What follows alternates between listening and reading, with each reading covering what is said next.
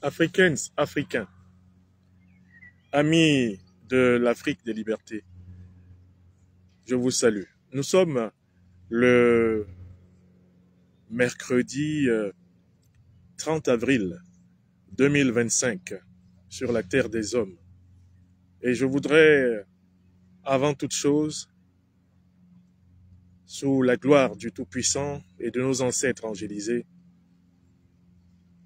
apporter mon soutien total en cette grande journée de mobilisation au Burkina Faso autour du président du Faso, son Excellence le capitaine Ibrahim Traoré. Je voudrais apporter mon soutien total à l'ensemble des peuples africains en lutte contre le despotisme, contre le néocolonialisme et contre l'impérialisme. Je voudrais aussi et surtout apporter mon soutien total à la grande confédération de l'Alliance des États du Sahel. En effet, aujourd'hui au Burkina Faso,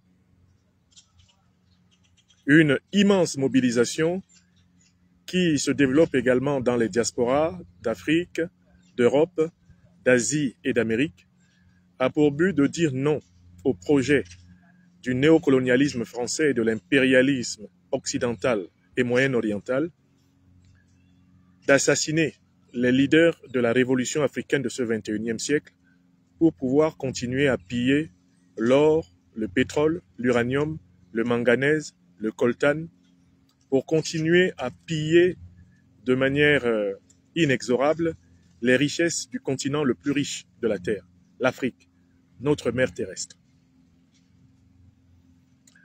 À cette occasion, je voudrais rappeler les Africaines et les Africains en général. Je voudrais rappeler les Burkinabés, les Maliens, les Nigériens en particulier, à prendre conscience de ce qui se passe. La mobilisation qui aujourd'hui remplit la place de l'indépendance de Ouagadougou et beaucoup d'autres places à travers le monde autour de son Excellence le président du Faso, cette mobilisation a une portée énorme.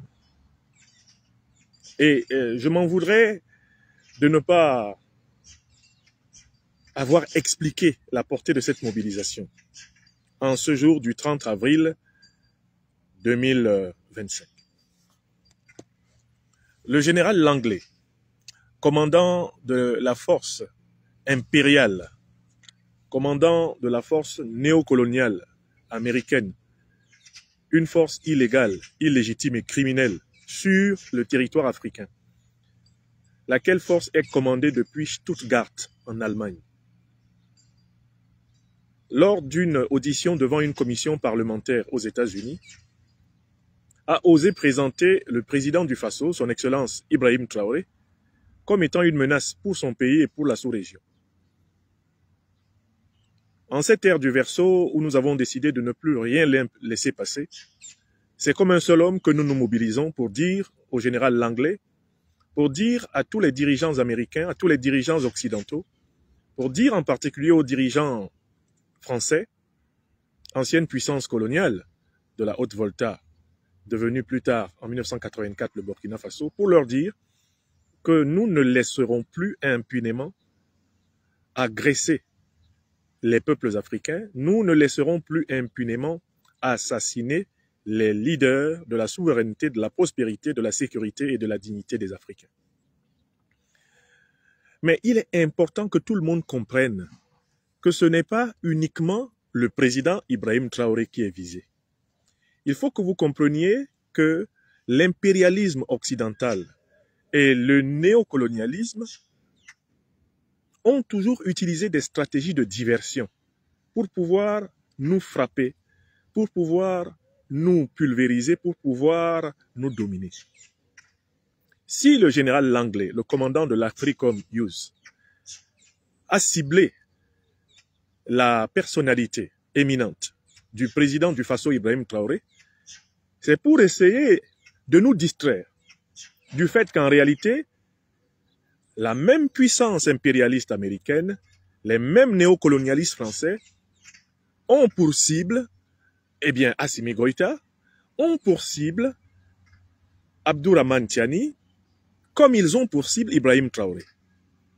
S'ils veulent se focaliser en apparence dans leur storytelling médiatique sur le président Ibrahim Traoré, c'est parce qu'ils veulent nous faire oublier qu'ils ont inscrit dans la liste noire de leurs services secrets tous les militants, tous les activistes, tous les intellectuels, tous ceux qui portent la voix de l'Afrique.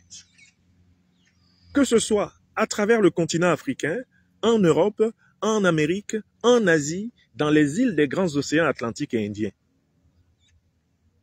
Le plan du néocolonialisme français et de l'impérialisme occidental en général contre l'Afrique est d'éliminer tous ceux qui portent la voix de l'Afrique.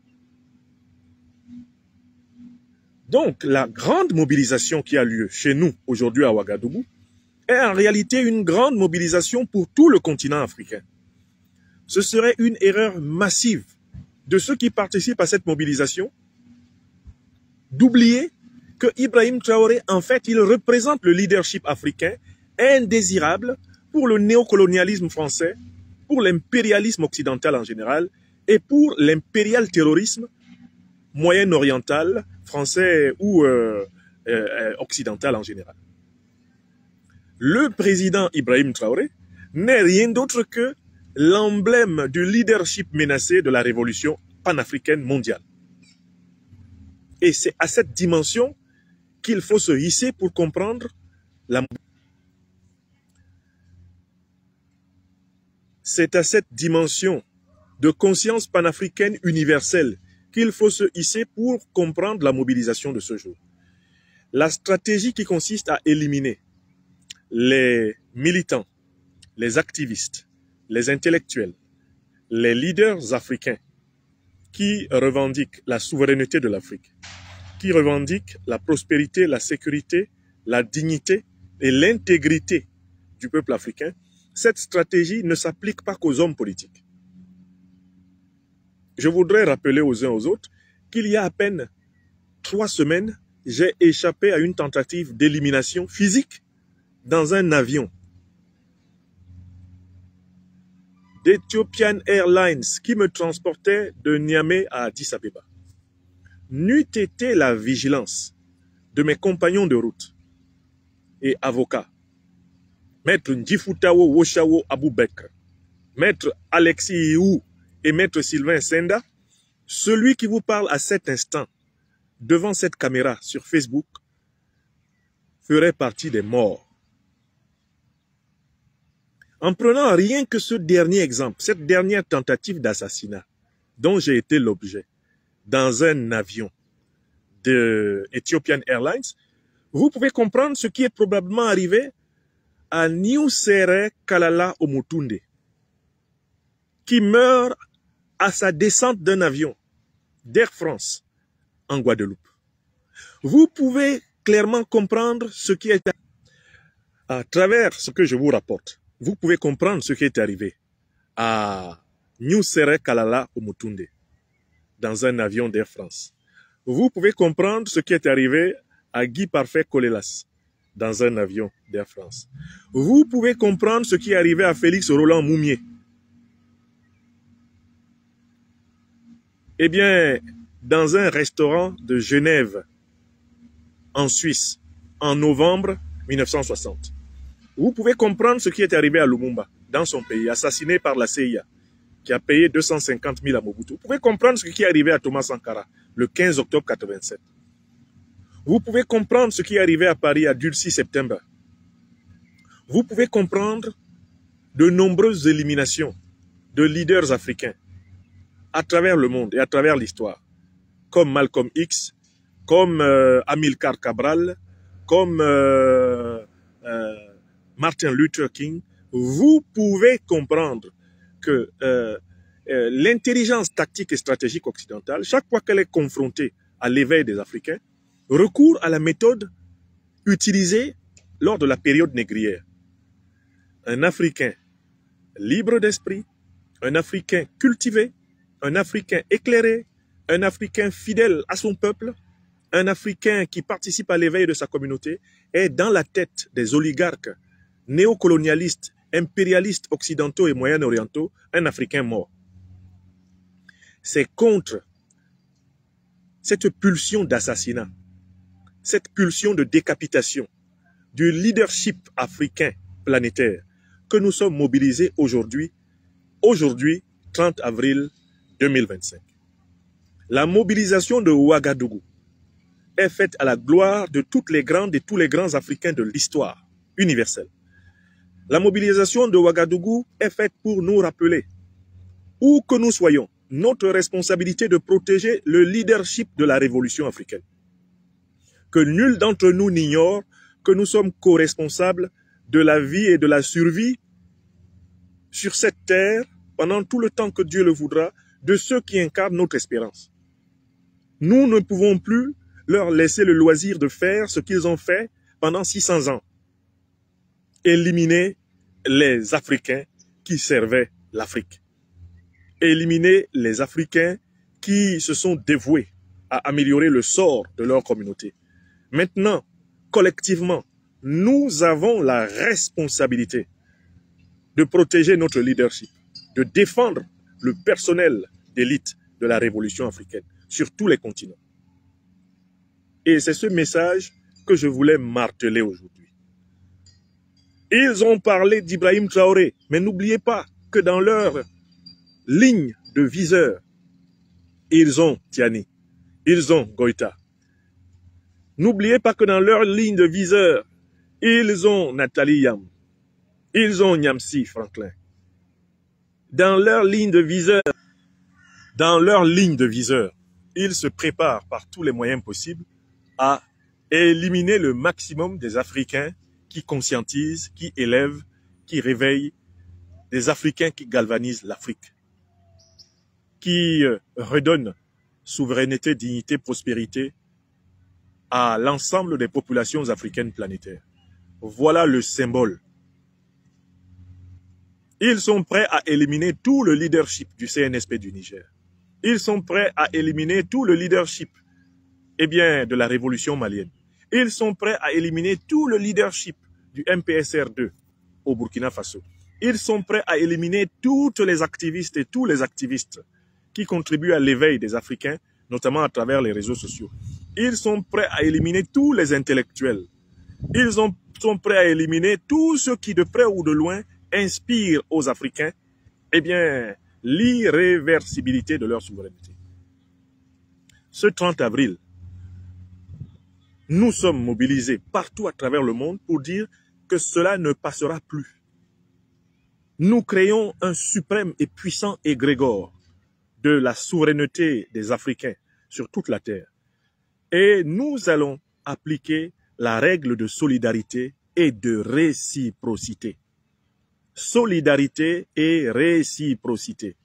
Solidarité et réciprocité. Oui, c'est cela la symbolique profonde de notre 30 avril 2025. Je m'en serais voulu de laisser passer cette journée sans avoir expliqué que ce qui se passe comme mobilisation autour du président Ibrahim Traoré, en fait, nous concerne tous. C'est notre affaire à tous. C'est la totalité du leadership panafricaniste sur toute la terre qui est menacée de mort. On cible apparemment et uniquement le président Ibrahim Traoré, mais c'est pour nous distraire. Il est ciblé, mais tous les autres le sont. Et en fait, on croit pouvoir nous distraire en donnant l'impression de ne cibler qu'un seul, alors qu'on nous cible tous. Alors qu'en fait, l'objectif, c'est de nous écrabouiller les uns après les autres. En nous donnant à chaque fois l'illusion que pour le moment, ce n'est pas encore notre tour. Donc, il ne faut pas que les Africaines et les Africains tombent dans cette erreur.